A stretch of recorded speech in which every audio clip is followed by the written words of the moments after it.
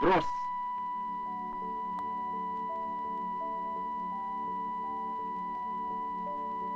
Экипаж одевает защитные очки. Приближается к точке взрыва. Высота 4000 метров. Осталось 3 секунды.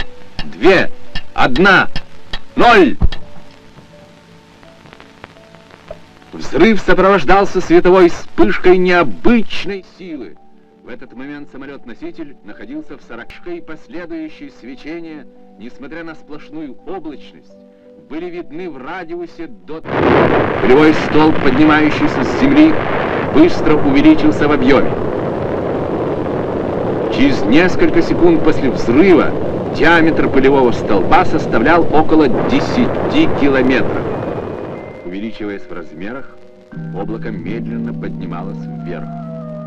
В своем конечном развитии оно достигло высоты 60-65 километров. In October 1961, the Soviet Union dropped the most powerful nuclear bomb, equivalent to 58 megatons of TNT. The resulting damage was more than 160 kilometers away. The flash from the blast could be seen from 1,000 kilometers away. This is the world's largest nuclear device ever created and tested. The Tsar Bomba, the emperor of the bombs. During World War II, the United States detonated 2 atomic bombs over the Japanese cities of Hiroshima and Nagasaki. That marked the first use of nuclear weapons in war. Tens of thousands were killed in the initial explosions, and many more would later succumb to radiation poisoning. Since then, the world has recognized the terror and destruction of atomic weapons. The bomb on Hiroshima, the little boy, released an energy equivalent of 15,000 tons of TNT. Fat Man, the Nagasaki bomb released an energy equivalent of 21,000 tons of TNT. The Tsar Bomba was equivalent to 58 megatons of TNT. The Tsar Bomba was an aerial hydrogen bomb known as a thermonuclear weapon. The bomb was 8 m long, had a diameter of nearly 2.66 m and a weight of more than 27 tons, the weight of 5 elephants. Inside the weapon, a small atomic bomb is shaped like a sphere at the top of the casing.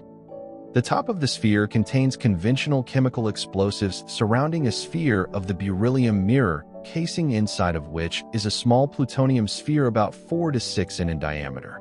Below this atomic bomb is the hydrogen or fusion bomb. It consists of a cylinder made of uranium. The fuel for the fusion reaction, lithium deuteride. At the core of the cylinder sits a road of plutonium. In between the fission and the fusion is an encasing made of styrofoam. A Tu-95V bomber was modified to carry the weapon. It was so big it couldn't even fit in the internal fuselage of the enormous plane. The bomb was mounted on the outside of the aircraft. The plane was painted brightly white to lessen the impact of the mega bomb flash. The aircraft, piloted by Andrei Dernsev, took off from the Kola Peninsula. It was joined by an observer plane to measure the impact of the bomb. At approximately 11:32 a.m. Moscow time, Tsar Bomba was dropped over the Medushka Bay test site on the deserted island of Novaya Zemlya.